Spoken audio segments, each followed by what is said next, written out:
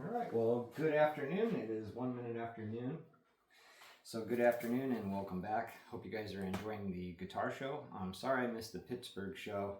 It was literally the day before our last Buckethead concert that we went to. So I didn't want to drive all the way to Pittsburgh and back home just to drive way out to Philadelphia again the next day. So I missed the Pittsburgh show.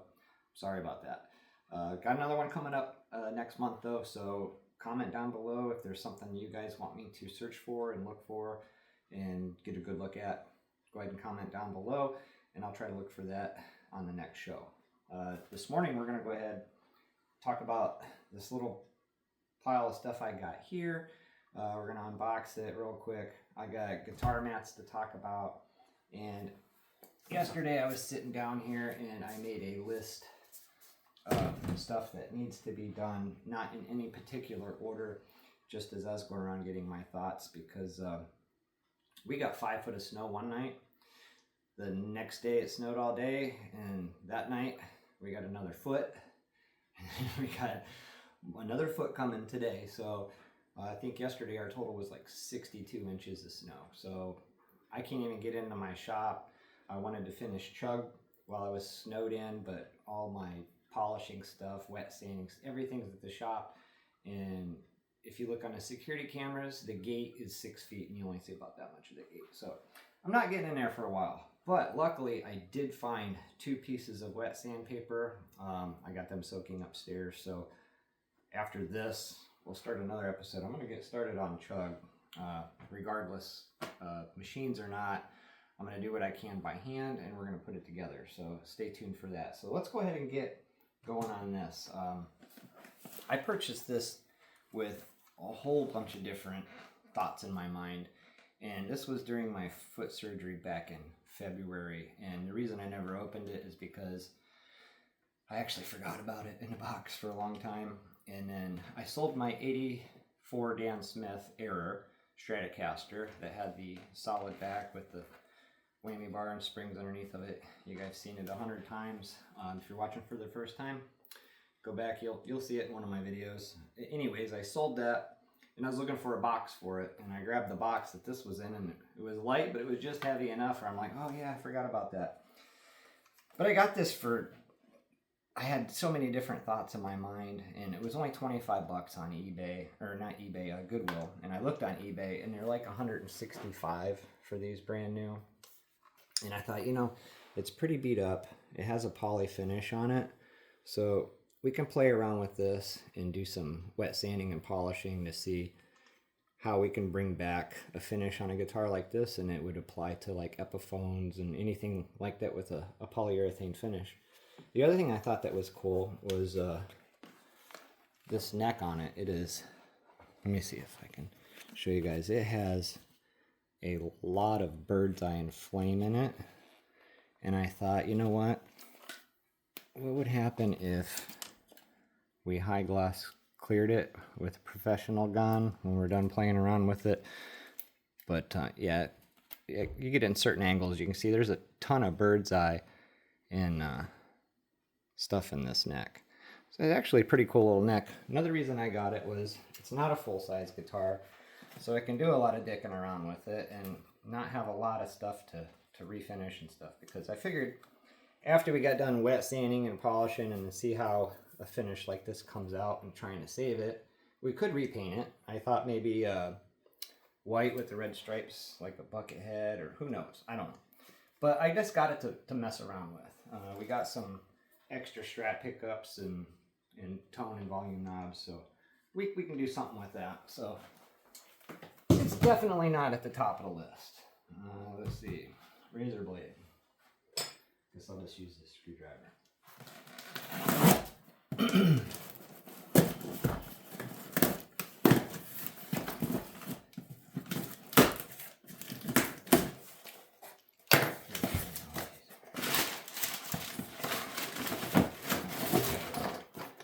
Fender casters. I got these for the Fender Sidekick 65 bass amp because It weighs somewhere between 76 and 78 pounds, and it's just an absolute monster, pain in the butt to move around. Excuse me. So I bought the casters. When I reupholstered it, I put the inserts in the bottom of it then. I didn't have an extra set of rollers at the time, but at least I set it up, and now I have them. I can get that down off of that subwoofer, because that's one of the things on the list that I got to finish recovering and put back together. I'll be able to move that fat pig around a lot easier on caster wheels. So I just set those over there with him.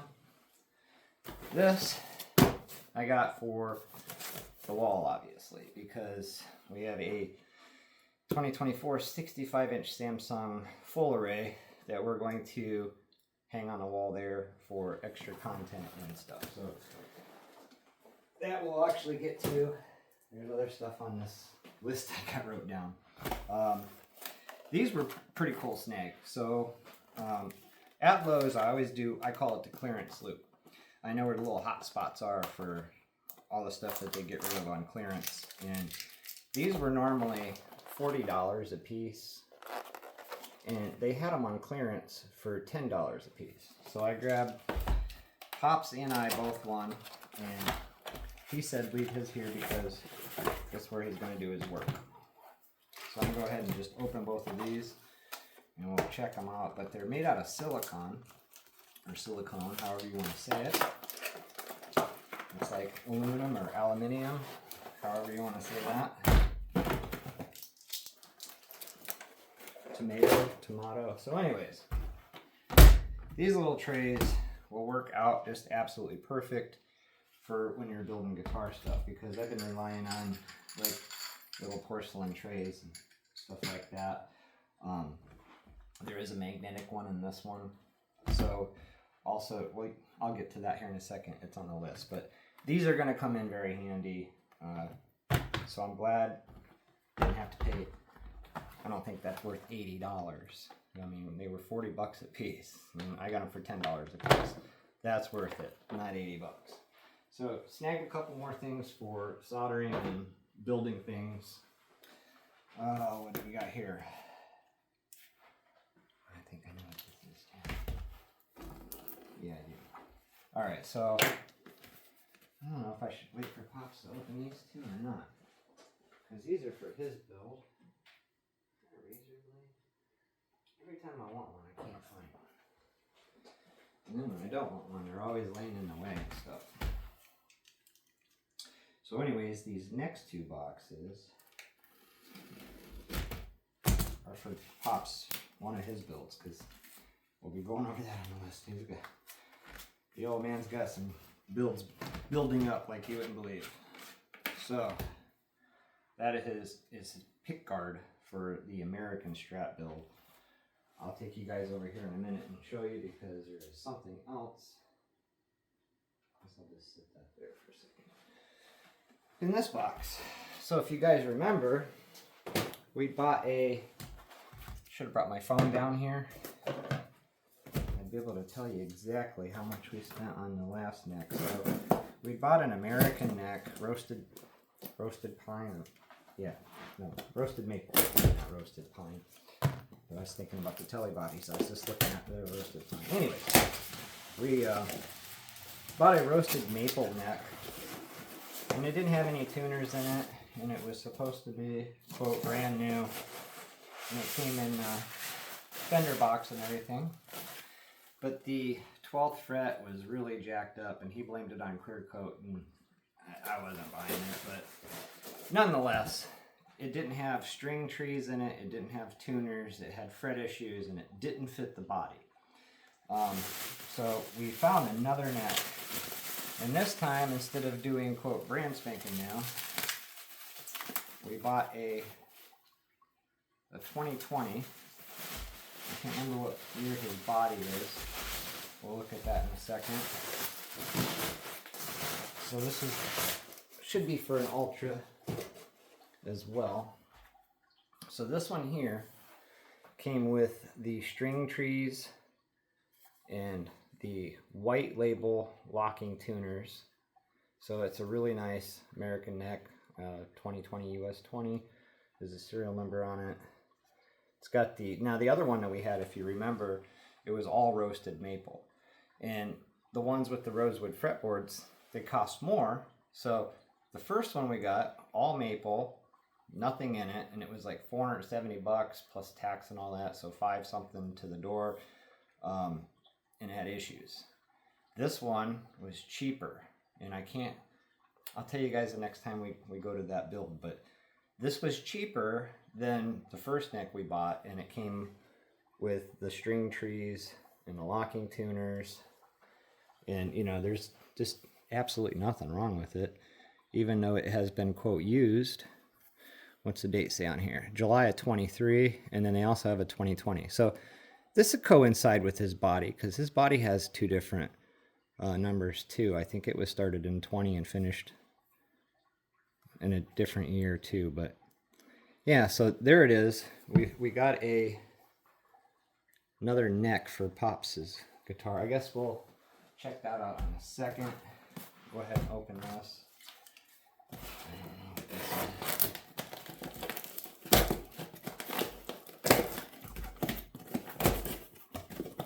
Oh, yeah, I know what this is now.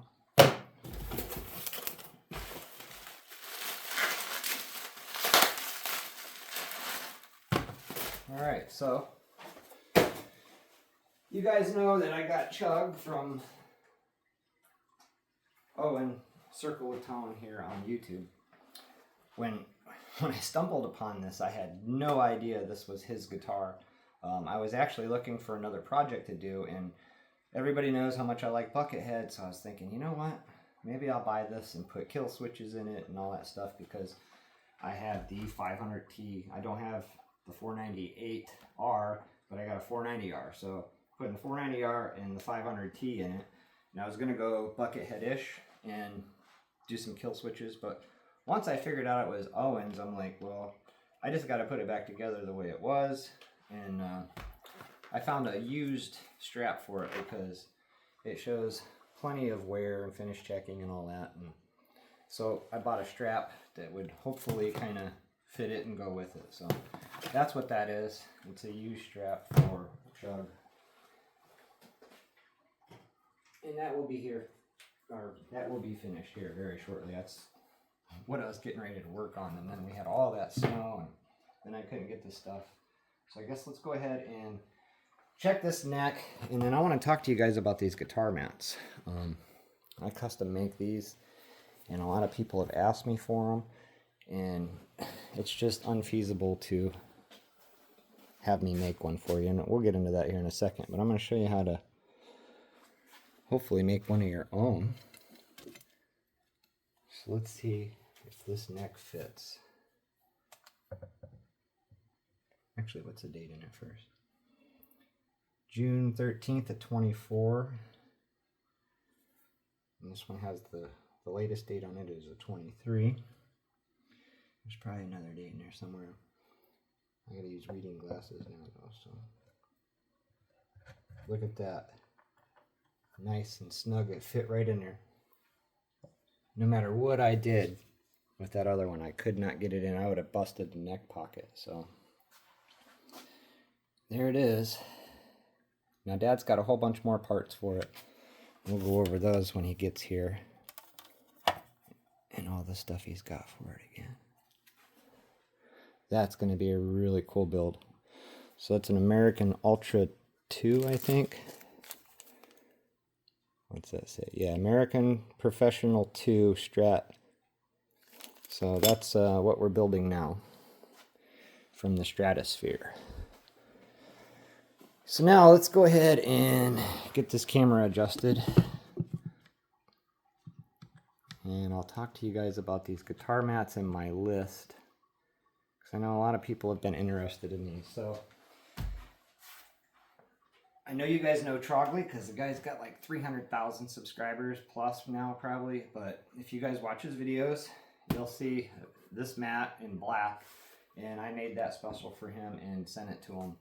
I made one for a subscriber too. He was out in, I think, Oregon. But anyways, I did automotive upholstery for a living my whole life. So 1920s to 70s is what I specialized in, and I'd do them back to factory original, or I'd go out full out custom. We're talking 6-figure and up cars. That's what I worked on my whole life. So after not doing that anymore, kind of took my talents to the amplifier recovering and these little guitar mats and stuff, just for myself, for something to do. Anyways, I'm going to explain to you guys why it's so unfeasible for me to make one of these for you. So to start with, these are marine vinyls that I buy from a supplier that supplies automotive industry, that does upholstery and all that. And there's this is what they call 1/2-inch sewing foam. So it has a backing on it, and you put the backing towards the raw foam part, and you lightly tack glue it down. It's temporary glue, and then you do all your sewing. And then after that, this really thick padding, they call this snapback. It's also very expensive, and it comes in like an 8-foot wide roll that's, depending on how many yards you get, several hundred pounds. It's very expensive to ship. I used this for the back of my floor mats and all that kind of stuff when I was doing interiors. Long story short, it makes the mat nice and hard and stiff, and it also gives it a grippy surface for it to not slide around. So in order to make these, I'll put a video down below. I'll put the link in where I showed you guys how to sew this one time. So after you take your material and glue it down, temporary tack glue, right, and you sew your patterns in it, then you take your snapback and then you sew it down to that, okay? Then you take your binding, which I'm going to explain to you here in a second, and you go around and you sew it down like this, all right? Your binding, now you got long strips of it. Then you roll it around like this, okay? And then you got to sew right in this seam, right here, all right? Now, with the rubber, you can't get this thing to slide through the machine. So I'm going to show you how you do it in a second. But also on the binding, I'm going to show you guys how to make that. If you have a sewing machine, the correct way to do binding. All right, you take your material face to face, like so, and then you would sew from this point to this point. So when you fold it over, let me see if I can get this to work. All right, you have that, all right, and it's not sewed together, but you can trim that extra off, and then you have a nice finished edge like that right there. So that is a seam, and I think you got one over here on this, you can see. So yeah, right here. So that makes a really nice seam when you got to splice a couple pieces together to continue your binding. Now this is a butt joint, and you have no choice but to do that when you get to the end. On this one, I cheated. I just did butt joints, and I used up scrap pieces that I had from that mat and this mat just to make a work mat. That's why there is nothing on it. But let me get this down here and I'll show you guys. Yep, you can still see. All right, so scissors. I'll get these ones right here because the other ones will not cut this stuff. So anyways, I said it wouldn't slide through the sewing machine because of the rubber. So what you have to do when you have, where'd all my pieces go? When you have all of it sewed together, before you put your binding on, when you sew this down to your snapback, you sew it through paper or visqueen, clear plastic. And then it can slide on your table as you're sewing it. If not, you're going to fight it and you'll never get it through. So then, after you are all done sewing it, you just get in here and you can lift the plastic and the paper out. The ultimate goal is to get down in here and trim this off.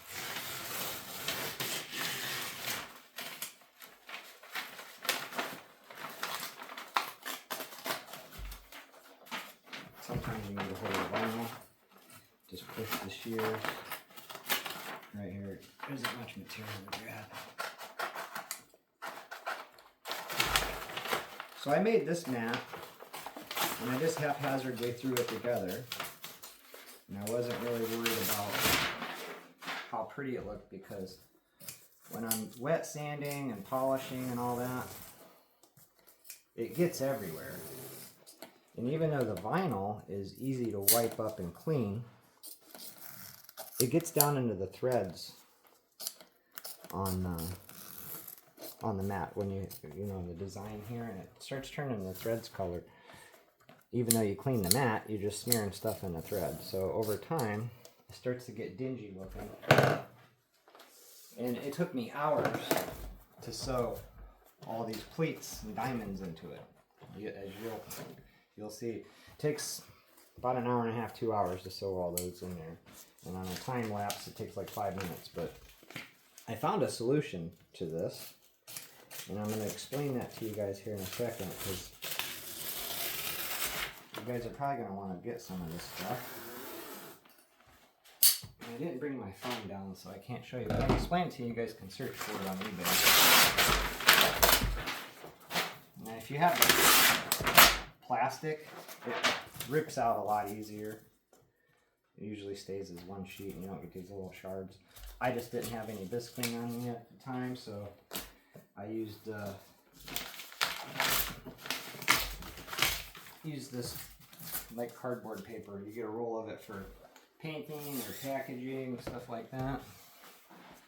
So anyways, that's how you make the mat. It's a whole lot of screwing around. I also forgot to mention, when you're done, like this one, I didn't sew anything to it. I just lightly glued it to the foam, and then I sewed it down to the snapback. But you also want to kind of lightly glue it, the foam part, to the snapback before you try sewing it, so things don't shift around on you. But so I was going to make one that was like really big to put 2 or 3 guitars on, with all the diamond pleats and stuff in it. And then I started looking around, and I'm like, you know what? The best thing to do is look for somebody that CNC sews it. So the difference between the stuff I'm about to tell you about and this is the quality. So, and you're not going to get a backing either. If you search on eBay, put in CNC diamond upholstery, and just type in different things, diamond pleat, vinyl, and stuff like that. And eventually you're going to come up and you'll see this stuff sold by the yard that is pre-sewn. A CNC machine sews it all out. And that's nice because it's convenient. It saves you hours worth of time. The downfall to it is the material. This material here is far more superior than the stuff that you're going to get. So the stuff that they use, again, it's all about profit. So, and they probably sew all that in China, but it's got kind of like a cloth backing on it. It's really cheap, thin vinyl. It's nothing like this, okay?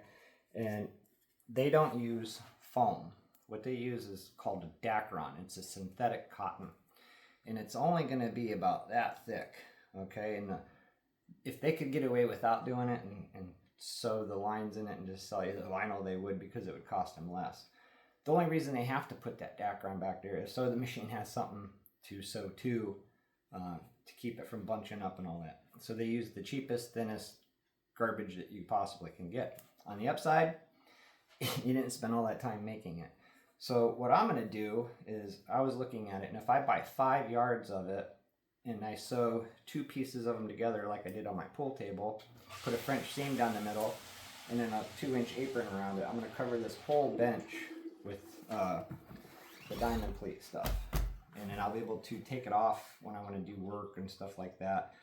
But it comes in like blue and red and black, and you can get it with different color stitching and all that. So check that stuff out, because I'm never going to be able to sit down and spend the time it takes to make these and sell them. Now this one here I made just a little bit bigger too, because it's a work mat, stuff laying around on it, but they're really easy to wipe off and whatnot. So if you guys get that stuff on eBay, your wife has a Susie Homemaker or something like that, you can just have her fold the edge over and hem it. That way you got a nice finished edge on it or something.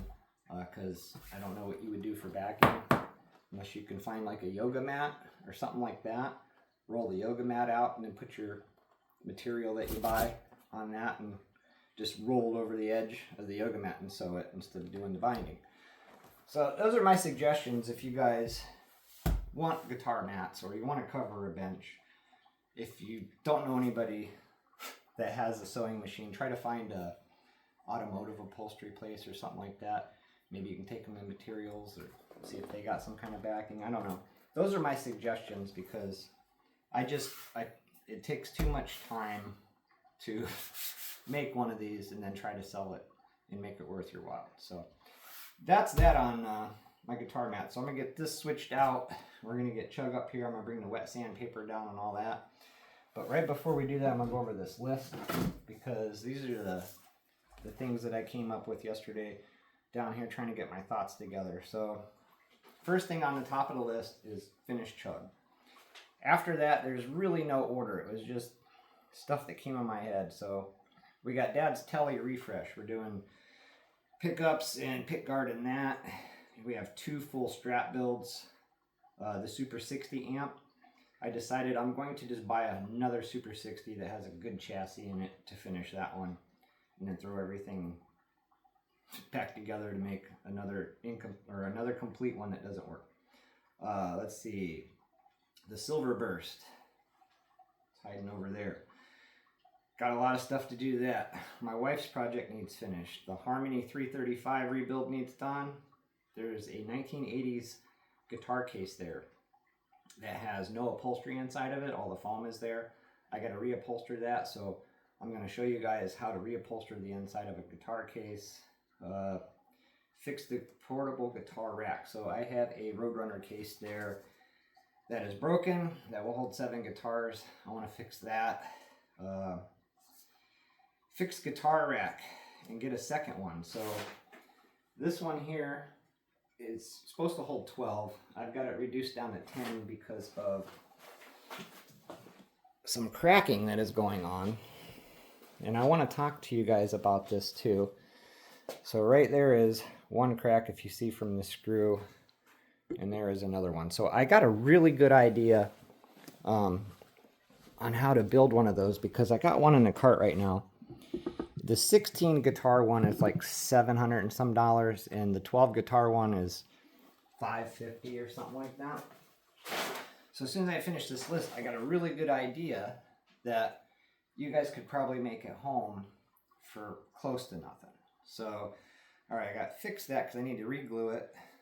The 18-inch sub down there at the bottom, I got to finish reupholstering that and put the sub in it. The mandolin, it's hiding somewhere right there. We got to clean that and restring it. The Copper Studio, we got to take this down the lays and get the stinger put on it like your guys' build and my build. So we got to get that done. If you guys watched the guitar show that I just went to, you'll see that I ran into the Earthquaker people. And they have a little factory down in Akron, Ohio. So we got invited down there to take a little factory tour. So we have to get that on the schedule and check out the Earthquaker guitar effects pedal place. While we're down there, I'd like to stop by the SIT Strings, check their shop out, and maybe buy a couple more packs. I have an absolute buttload of them, so I really don't need any more. Let's see, finish this guitar room. So, wife and I started painting it the color green of a Stratocaster I used to have, and somehow it matches the 345 that she likes and the amp I recovered for Pops over there. We have to finish that. I need to build a rack that goes across that wall because there's there's 12 cases on that bench, and I don't know, 12 or 15 here. I got to get all this stuff on a rack, and that don't count all the other cases that I got stacked. So I want to get all those condensed into one spot. I got a bunch of drums, whole bunch of used drums that I'm going to cut up and use as light fixtures. So eventually we're going to build those together. case rack, yep. The decorations, I mean, I just got stuff kind of randomly sitting everywhere, stuff I haven't even dug out yet. It's not, I mean, we got a lot to do in here. The other thing is we're going to expand. So in that room there, it's about 3 times the size of this. And we got a 1-inch 3-piece slate pool table and some other stuff in there. We're going to expand this out into that room. But we got another room over there about the size of this. So we got storage, and I got to kind of, anyways, eventually we're going to expand into that room as well. So we'll get to that. 21, we got to find a black Gibson husk for Pops, because he's got the 498R, 498Ts that he wants to put in. Those are his favorite pickups, and he wants an ebony standard or classic with Grover tuners. 1960 silver tone bass refinish. So Dad's got a 1960s Fender look-alike bass over there. He got one in his kit. He spray painted it. We're going to attempt to get it off to see if it's possible, because I've watched some videos, and if not, it's going to Lay's to get refinished. So no harm, no done. All right. Get a proper stool to solder on. End of this bench. When I built this bench, I built it with a cabinet missing, so you can get your legs under there and sit on a bench and do soldering. I need to get a stool like I have for my sewing machine to put there. Build the pedal. So that's another thing that those silicone things will come in for, handy for. We got this guitar effects pedal, and it is loaded with parts. So those trays will come in good. So there's another spoiler alert. We got an effects pedal we're going to build here. Let's see what to do with the bass breaker. So the bass breaker, top amp, back corner, it's brand spanking new. Dad tried it out. I got video of that. 5 minutes is all that thing's ever been turned on. I don't know what to do with it. Nobody likes them. I didn't know that when I bought it. So I don't know if I want to take all the tubes out of it and the speakers and all that and just kind of part it out, or if it's a lacquered tweed, even though, I mean, it's gray. I don't know what to do with that. So if you guys have any suggestions, what do I do with the 212 bass breaker? It is a 1830 or 1530. I can't remember. Where's the sticker for it? I think I stuck it. I don't know. But it's a 2-channel. Does 2 different 18 watt and 30 watt is what I think it was. I don't know. I don't want to tip it over. I got it sitting on precariously sitting on a piano rack over there. That's another reason I need to get this room sorted out and done, because everything's just kind of haphazardly in here. And then last but not least, that tiny Strat thing. If you guys have any suggestions of what we should do to this little thing when we get to it, let me know on that. But yeah, so those are our projects and what's coming up. So as soon as I get some more time, I'm going to start whittling away at that list. Instead of coming down here all the time going, man, what do I do? There's this and that. And I'll just make a list, and then I can just start wiping them off as I go. And like I said, there's no particular order on that. But there you guys go. That's best I can tell you about on the guitar mats. And when it comes to the amplifiers, we do have this. I'm going to teach you guys how to do it. Because again, it's not something that I don't want to, it's not that I don't want to do it. It's just, there's other things in my life that take priority over recovering these outside of fun. So we're going to go ahead and get this recovered. This is also a brand spanking new amp. It's never been turned on, actually. We bought this for Dad for Father's Day like a year or 2 ago now. And we got the bright idea to strip it down and cover it. And then it sat on my bench at the shop for probably the last year or more, just in this condition. All the parts are bagged up down there. So we're going to pick out a material. I want to get this bench cleaned. As soon as we finish chug, I'm going to get this bench cleaned off, and we're going to recover this. And I'm going to show you guys how to do it simple at home without a sewing machine. And then the next one we do, like bigger Fender amps I have over there, I'll show you how to do it with a sewing machine. And you don't need the sewing machine. The sewing machine just adds a aesthetic look to it, kind of like a guitar case, because it really serves no purpose. And we'll get into that when we recover this. So stay tuned for that, you guys. You guys will help us decide what color to go with, what material and all that, and we'll get this done. It should only take, I don't know, probably 2 hours. I'll probably have to pause the video here and there because it takes, well, you'll see. I'll teach you. And you guys will be able to do that at home yourself and make a really cool guitar amp. Till then, stay tuned and don't forget to like and subscribe.